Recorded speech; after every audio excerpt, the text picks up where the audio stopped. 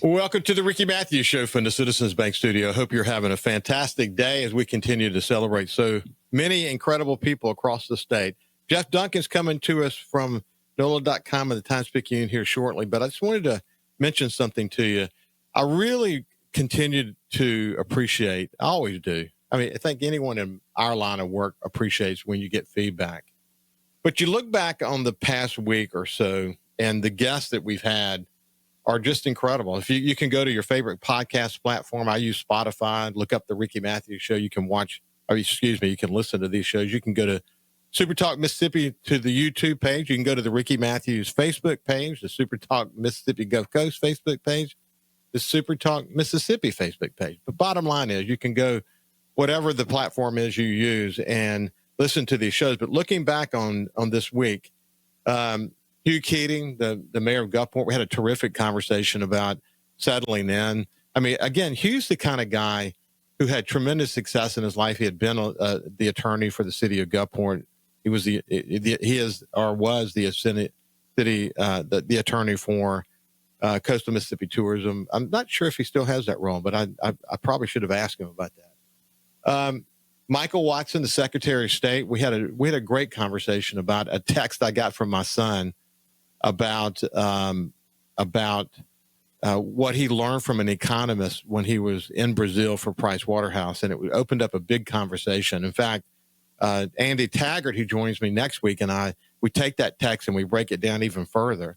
You know, Senator Jeremy England joined me, Linda Hornsby from the Hotel and Hotel Association, Dr. Ramon Brown, who's really, he's been on a couple of times, but he's a terrific doctor.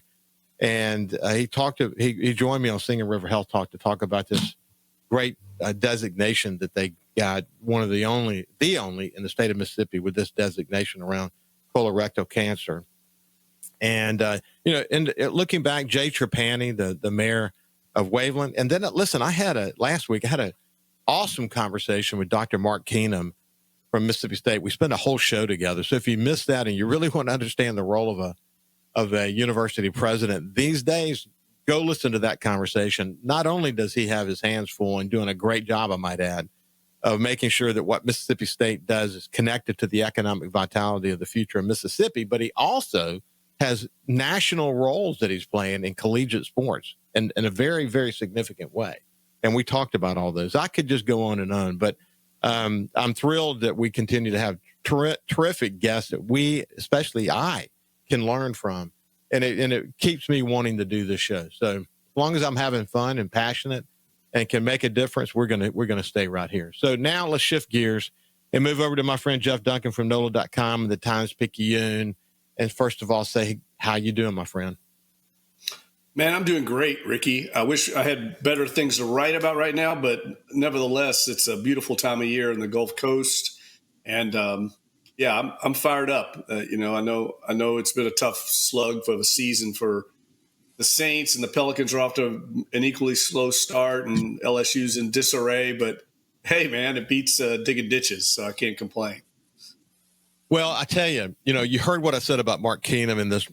I mean, he has incredibly important leadership roles on the national level. That could be a full-time job, even of itself, as it relates to collegiate sports. But listen, you've been in the process of writing a book about LSU sports, and when I was in New Orleans, one of the things I remember the most, and you and I have talked about this before, but LSU's the boss hog in that state. Got its own board of trustees.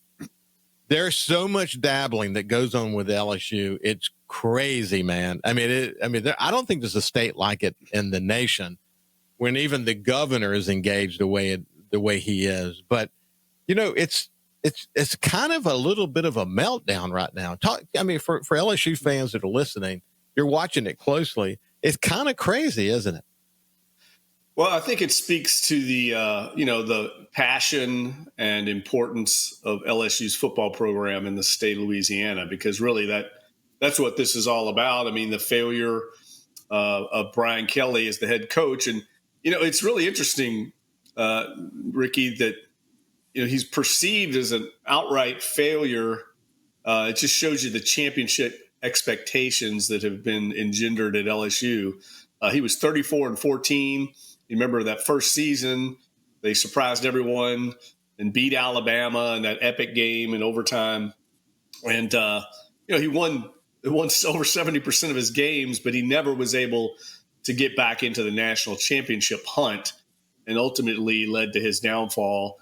And now what's really absolutely mind-boggling to me, I mean, as someone that's covered LSU since 1999, my first job at the Times-Picayune was as the LSU beat writer.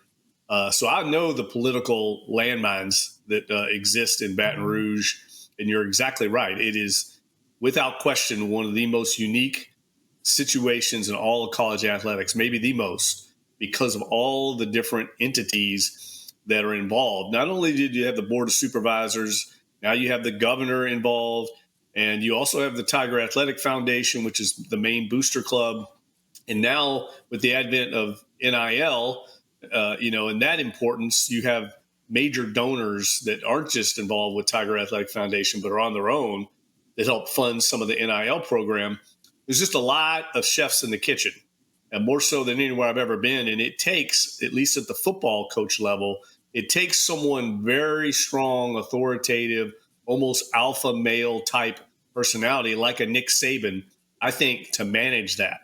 And Brian Kelly was one of those type of CEO types, but he didn't win enough. And now we're seeing the fallout. What's really striking to me is that it's now extending, I think, beyond Brian Kelly to the athletic director, Scott Woodward, who by every metric and every standard is one of the best athletic directors in the entire industry. They've been on a unprecedented run of success at LSU. Yes, that was a messy, onerous contract that the university is having to get out from, but it's not the first contract. That's how big-time sports works these days. But I think there's a lot more going on in Baton Rouge than just athletics, and that's what makes this so fascinating, I think, to people from the outside world. Listen, I watched that press conference with the governor, and he didn't have many good things to say about the contract that Woodward was involved in creating with Coach Kelly. And man, it's interesting because if you go back and look at the Superdome negotiations and how that was handled, there was a lot of disruption, and we got where we needed to be ultimately. But he's taking sort of the page from that and put it on steroids. I'm saying the governor, but I don't know that it helps. It probably doesn't help to speak so negatively about Woodward in that meeting the way that he did. Am I missing something? Well, I think part of the reason that's happening right now is there's no president at LSU. The outgoing president's not been replaced. William Tate. That's going to happen on Tuesday. They're going to introduce the new president, I think, certainly next week. And I think that's going to be someone that Jeff Landry's handpicked. I think the governor's controlling that position. And I think, at this point, look, this is not unusual. We've seen governors involved with the flagship state institutions at some level going back to Huey Long. It happens. But I think when you're getting involved into the hiring and firing of athletic administrators, I would throw a flag on encroachment there. I just think it's gotten way too meddlesome, and especially when it's someone that's well respected nationally, not well respected, heralded. This is the most successful run in the history of LSU athletics, Ricky. The history. Yeah. And now you're going to run him out of town for a messy contract. I think for reasons beyond his performance, way beyond his performance. There's other reasons, in my opinion, at play here. And I think it's, kind of embarrassing and sad and scary, frankly. Well, when they met with Coach O, and it's kind of famous, that interview, and maybe he said it more than once, but when Coach O was being interviewed and he's telling the story of when they said, well, we're going to let you go, Coach, but we're going to pay you the full, I think it was $17 million, if my memory serves me correct, whatever that number was. And he said, okay, which door do you want me to go out of? I mean, he was thrilled that they weren't trying to beat him up or whatever. And then in the case of Coach Kelly, it's over $50 million. And, I think they're hoping to land between 20 and 30 or something like that before it's all. Yeah, I think it's going to be much less. I think we need perspective and context here. That's kind of how it works in major college sports at that level. I mean, it's not unusual. That's what I think is being lost here. And you also have to go back to the hire of Brian Kelly, who was available at that time. It wasn't a great coaching landscape. I think Lincoln Riley was the number one target for LSU. He ended up at Southern Cal. Getting Brian Kelly was a coup. And to get a coach of his caliber out of Notre Dame, one of the plum spots in the country, you have to pay top dollar. It's the same thing Scott Woodward did and has been widely praised for getting Kim Mulkey in the basketball program away from Baylor. It's the exact same thing.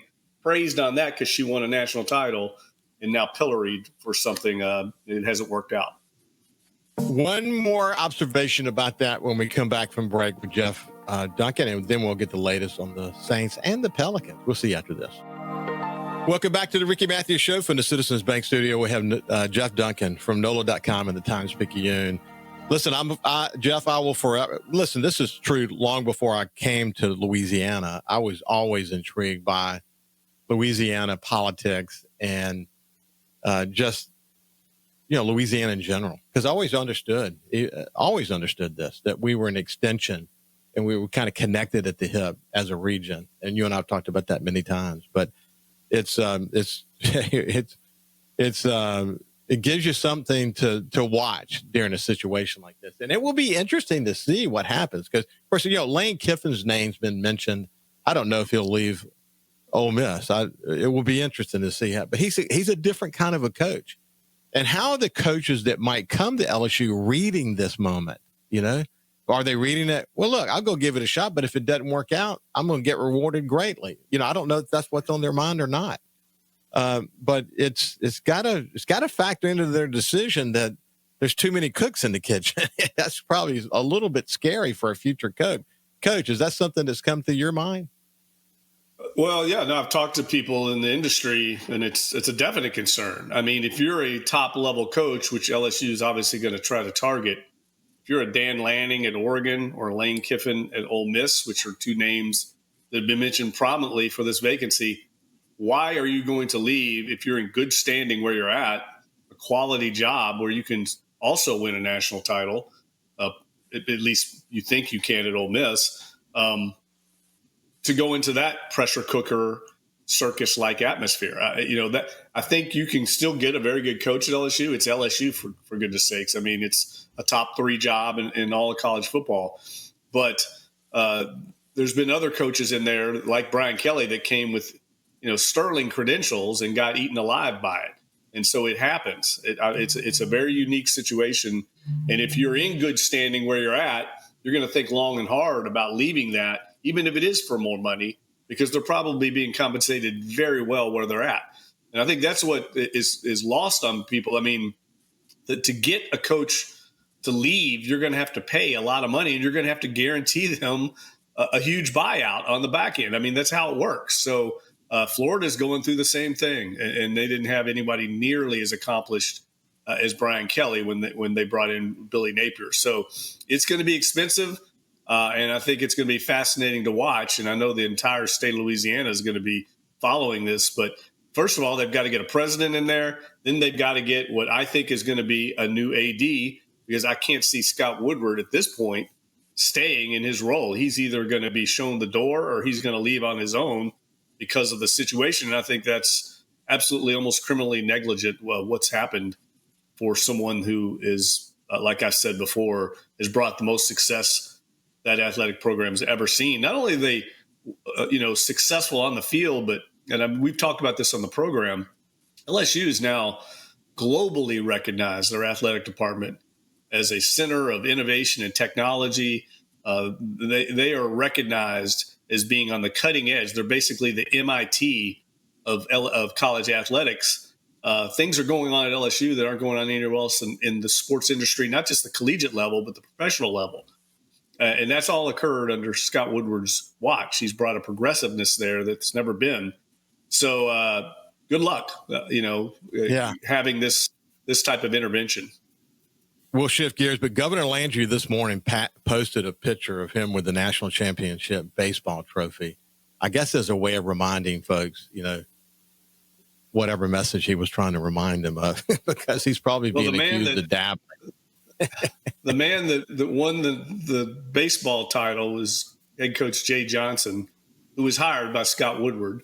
And at the time, very few people knew Jay Johnson in Louisiana and had never even heard of him. Many people criticized the hire because they said, "Why are we hiring a coach from Arizona in the SEC? He won't be able to win the SEC." Two College World Series titles later.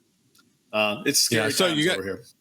So we already knew that with the Florida opening, there was going to be a bit of a ripple effect with that. But with this thing happening in LSU the way it's happening, the ripple effect is going to be great. So us in Mississippi, we got to pay close attention. And if Woodward ends up leaving, which he probably will, he's going to land somewhere amazing because, as Jeff points out, he's the real deal. And it's so dynamic. It's so dynamic. Hey, give me the headline on it real quickly on the Pelicans, and then we'll shift gears and talk about the starting quarterback for the Saints. Well, I think it's they're 0-4 now after losing their first 4 games. They lost in Denver in really embarrassing fashion. 30-point loss. Zion Williamson did play. So they pretty much have everyone in their lineup except for DeJounte Murray right now. And, it's a disappointing start. I was told before the season even began that it was going to be critical for this team to get off to a good start because of the way last season played out with 21 wins. They needed success early, especially to gather momentum in the popular fan base. And for head coach Willie Green, who's now in his 5th season and has not really had much success. So, look, they've got 2 more very difficult games on this road trip, the Clippers, and then they play the defending NBA champion Oklahoma City Thunder. They could very easily come back here 0-6. And if that does happen, there might be changes on Airline Drive with Willie Green because I can't imagine him surviving an 0-6 start after losing their last 7 games of last season. And there was some hope coming into the season. Even last week, you said, Jeff, that the Pelicans have a bit of a little window here to grab some fans, but they probably have lost their window. We'll see how that goes. Saints have a new starting quarterback. It's not just, you said this was going to happen. You said that Spencer's going to play for a while, and if the Saints aren't doing well, we're going to see Shook probably for the rest of the season. You said that before the season even started. And so this is not a musical chairs scenario here. What's been communicated, unless Shook gets hurt, they plan to play him the rest of the way. You're not surprised by any of this, are you? No, I think this was kind of the plan all along. I mean, we've talked about it on the program. I mean, you don't take a quarterback in the high second round, number 40 overall pick for no reason. I mean, you expect him to be the guy, or you want to see if he can. You're at least going to get to see him show what he has. You're not going to sit him on the bench the whole year behind a 5th round pick that you didn't draft. So, I mean, it's just common sense. And I think at some point, like I've said before, winning matters. I mean, I know there's a lot of things around the quarterback position right now that aren't good for the Saints. The offense is really a mess. And look, Kellen Moore has to take a lot, or at least his share of the blame. He was brought in to, as an offensive guru, and they're worse than they've been in years on offense in every way. And they're healthy for the most part on offense. So, of course, you're going to try and get a spark. And at the same time, try to evaluate this young prospect you have to see if he can be the franchise quarterback of the future, because you're staring at a top 5 draft pick in next year's draft, and you need to know if you need to invest in another quarterback there or not. So this 9-game run is going to be basically an audition for Tyler Shough. What's going to happen to Spencer? Of course, if Shook gets hurt and Spencer goes back in, could change things. But assuming that Shook plays it out, what's the future look like for Spencer? Who knows? I mean, I think a lot of things could happen there. I mean, it all depends, I think, on how well Shook plays. If he plays very well, then they may move on from Rattler. There may be another team that's interested in him, so he could end up being an asset for them. Same for Tyler Shough. The one I wrote my column today about the Shough situation. somebody in the league brought up a very good point. This audition isn't just for the Saints. It's going to be kind of for the rest of the league, because a lot of people, as you and I have talked about, had a very high grade and opinion of Tyler Shuck. So who knows what happens. If Shuck plays well, he suddenly has a value not only to the Saints but to the rest of the league. And then say in the quarterback evaluation phase of next year's draft, what if the Saints end up with the number 1 pick in the draft and they fall head over heels in love with someone even more than Tyler Shuck? Now they've got some flexibility. They could actually draft that player and trade Tyler Shuck if they wanted to. Now, that's just an option. I'm not saying they're going to do that. But now, you see what I'm saying? If he plays well, it bodes well for the future. We saw this happening in Chicago. They drafted Justin Fields in the first round, and then like a year later, drafted Caleb Williams at number 1 and traded Justin Fields. So it can happen. Yeah. So a lot on the line here. You see, we're almost out of time, but real quick, did you see anything in the way Shook played that gave you some way? I like that. It was a difficult situation. You're thrown in mid game. He hadn't been the starting quarterback in practice all week. I want to evaluate him now that he's been named the starter, has been a part of the game plan meetings going forward. Plus, that was he came in with a 14-point deficit against a team that was really controlling things for the Saints. That's a difficult situation to be in. He's not going to have it much easier this week. The Rams have the best defensive line in the league. They're maybe the best defense the Saints have played all year. But it's going to be a really interesting, kind of fun evaluation to see how he handles it. But as I said with Spencer Rattler, there's going to be growing pains. He's going to make mistakes. He's a young quarterback. People need to be patient and see what he has. And I'm sure that's the way the Saints front office is looking at this. They want to evaluate everything involved, including the intangibles. He seemed to have some zip on the ball. I mean, he's got a nice throwing arm, doesn't he? Oh yeah, he's got an NFL arm. There's a reason a lot of people thought he was the quarterback in the entire class above Cam Ward. And that's not just one, that's more people. So we'll see if he can do it now. Been Jeff Duncan from NOLA.com and the Times-Picayune. We got a lot of meat in the show today, man. I appreciate you taking time to join us. Yeah, thanks for having me, Ricky. Have a great weekend. You bet. When we come back, we're going to talk SuperTalk Mississippi News. We'll see you after this.